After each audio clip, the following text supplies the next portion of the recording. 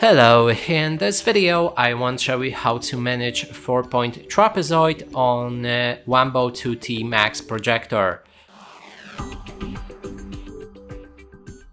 To do this, first we'll need to open the settings, navigate to projector, enter it, then scroll down and look for 4-point trapezoid and 4-side trapezoid.